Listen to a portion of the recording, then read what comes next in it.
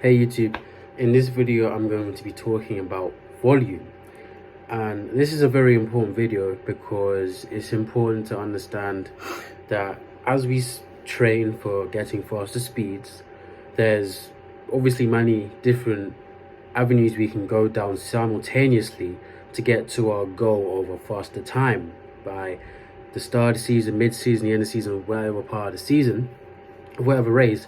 Whether this is a 60, a 1, a 2, a 4, it doesn't matter what it is. Whatever race you're trying to do, there is a way to get better through doing sprinting, plyometrics, and gym work. However, it's important to understand the role of the central nervous system in all of this. What the central nervous system does is it bears the load of all of these activities you're doing, and the more of this you do, the more taxed your body will become. So the more sprinting, plyometrics, and gym work you do, the more taxed you'll become. And throughout your entirety of all of your season, off-season, pre-season, in-season, it's important that you space out what you're doing and you try to sustain the least amount of load on your central nervous system from plyometrics and gym work, and the most amount of load from sprinting. What I'm essentially trying to say here is your main focus when you're training should be sprinting, because if you want to get better at something, you're going to have to do it. And anything you do other than that should be known as an accessory. For example, if you use the gym as an example, let's say you want to improve your squats, for example. Actually, a better example would probably be, let's use a clean and jerk. Say you want to improve your clean and jerk. You already know the movement, and you know what you need to work on. You need to improve the clean part of the movement, you need to improve the jerk part of the movement. So there's many different ways you can improve this. First of all, you can do clean and jerks and focus on your form with lighter weight, so you're able to better handle heavier loads when you go up to those. That's one avenue, and that's the most important one to go down, because form is the best thing you can ever train.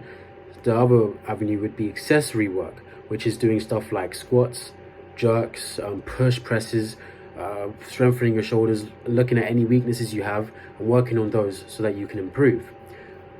But you need to ensure that all of this other stuff isn't hindering your work on form to improve the clean and jerk. And it's the same thing with sprinting. When you're sprinting, it's important that the other stuff you're doing don't hinder your sprinting, because plyometrics and the gym work does take away. Let's think of it like this. Say your central nervous system has 10 points that you can use for the entirety of a week. You don't want to be using more than 50% on plyometrics and gym work.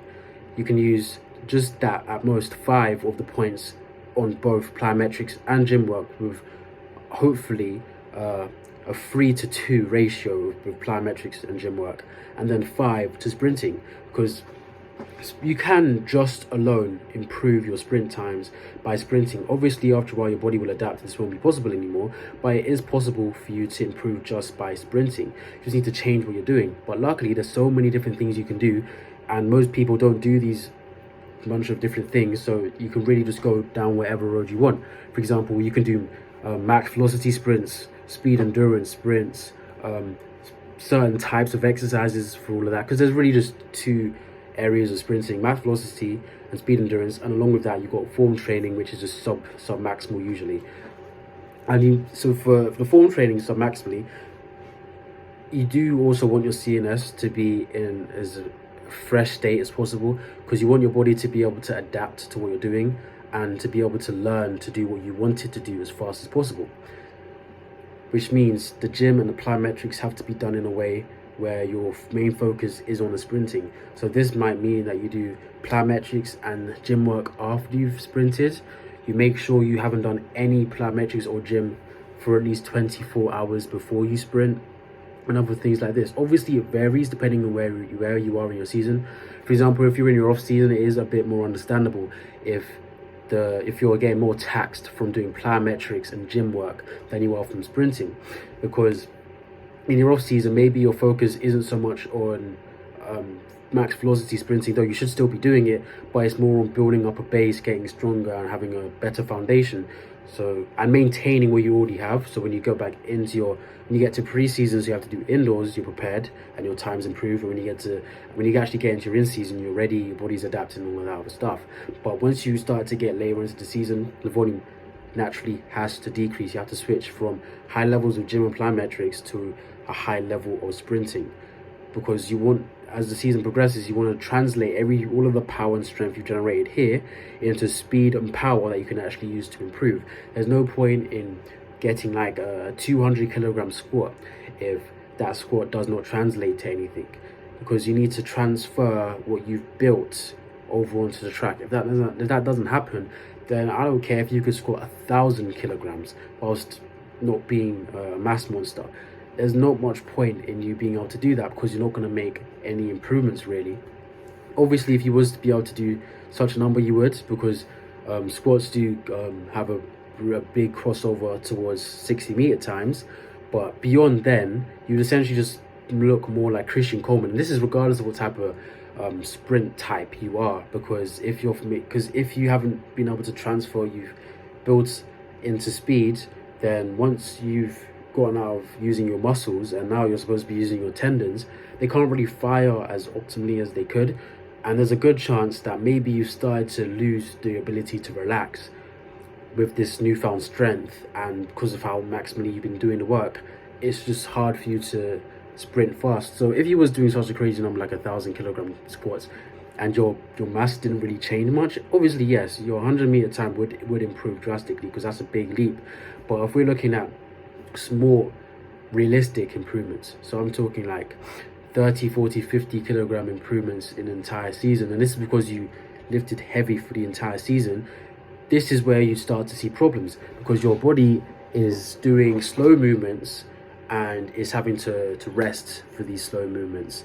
But you're not giving it time to rest, because you're also sprinting and you're also doing plyometrics. So it doesn't have time to recover.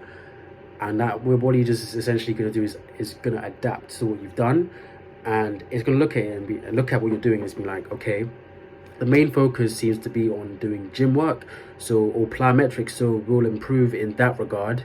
But if I want to improve in that regard, I'm going to have to slow down my speed on the track so that I don't break myself as I'm trying to sprint, because with all of this volume I'm doing, there's a good chance I'm going to break. So to make up for this, we're going to have to slow down how fast we move on the track, so that we can improve more in the gym, improve more in plyometrics, and not have to deal with any stress fractures or ligament tears or any muscle tears or anything like that, so we can actually maintain our body. Because sprinting isn't so much focused on improvements in muscle. After a while, it's more focused on your bones and your tendons. The stronger and more pliable those are, the better you can improve, and these can only really improve up to a certain degree from doing gym work and plyometrics, to a much higher degree than just the gym. And if your body is starting to see that you're not really having the focus on using your tendons in an elastic manner, then it won't use your tendons in an elastic manner. Because when you're doing sprinting and plyometrics, depending on what you're doing and how much of it you're doing, your body will just adapt to what you've got it to do already, and it won't really transfer over to sprinting. Because think about it like this: when you're doing squats or anything in the gym that involves your legs, and when you're doing plyometrics, how long do you do this for? How long are you under tension for? For plyometrics, it might be a few seconds, and this is with this like most 3 or 4. And this is when you're doing something like pogos, bounds, or something like that. You're really not, and you do like 10, and maybe a bit more. You're really not under that much tension. And then what about when you're doing gym work? You're also not under that much tension, but the tension is repeated in a more endurance-based manner over and over and over and over again.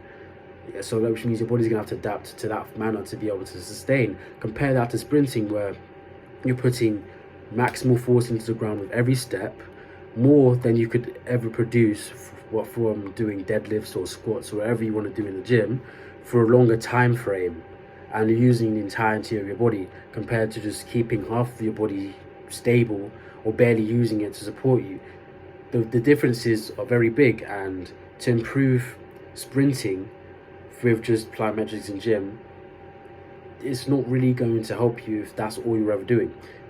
I'm not saying plyometrics and gym are bad, but making sure you understand when to do them and when to dial down and when to essentially stop doing them for a period of time is important.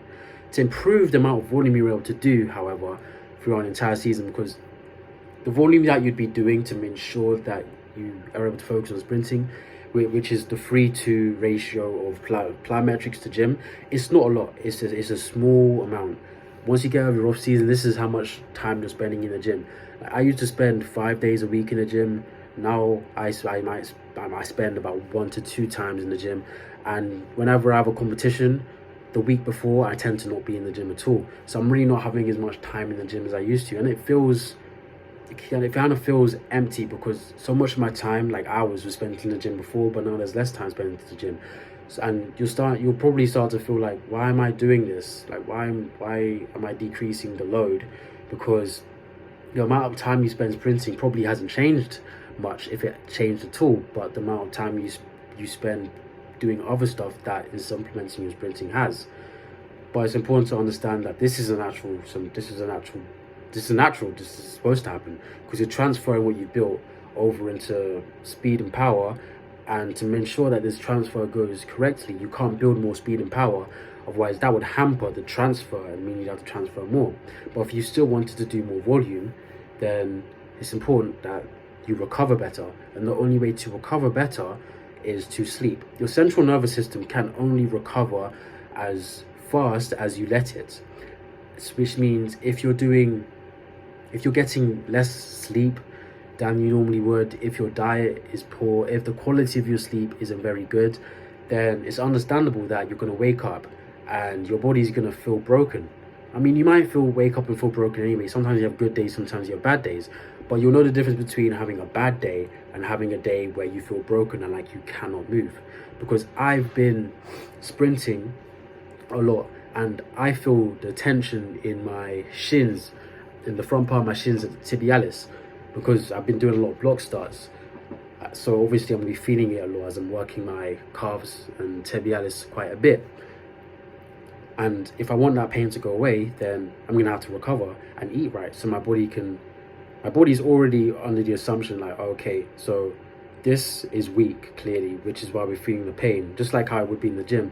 We need to strengthen this up so that it can just withstand the load without breaking down so easily. So what do we need? We need protein to build this up stronger, and we need sleep so that we can build back what's currently being broken down stronger. Which means if you're not giving yourself this sleep, then the volume you can do is limited. And whilst I did say like 3:2 ratio volume, if you're not getting enough sleep, you might not even be able to get away with that. And if you're not getting enough sleep, that probably will end up affecting your sprint times, not just your sprint times, but the quality of your sprints.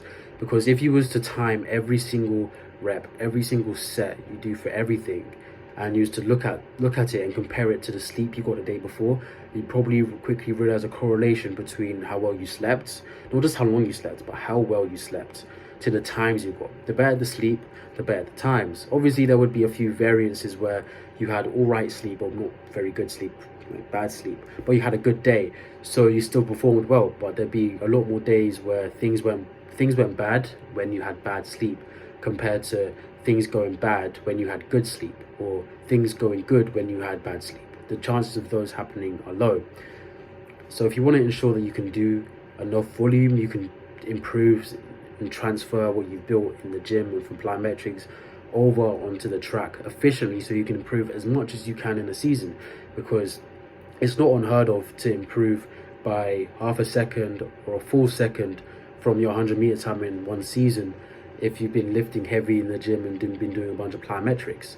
It is unheard of, however, to do all of that and improve when you haven't really changed the format of how you've been training in the gym and how you've been doing plyometrics and how often you're sprinting, because you want to make sure the balance flips from slow contacts and slow movements to faster movements, where velocity is the main thing. Because the best way to transfer over speed onto the track is to improve your velocity doing what you already do, whether that's plyometrics or the gym, and also just doing more sprinting. And if you're not able to do that, then there won't be any crossover, so you won't be able to get any faster, or if you do get faster, it's going to be minimal. If you like my video, like the video, let me know in the comment section below.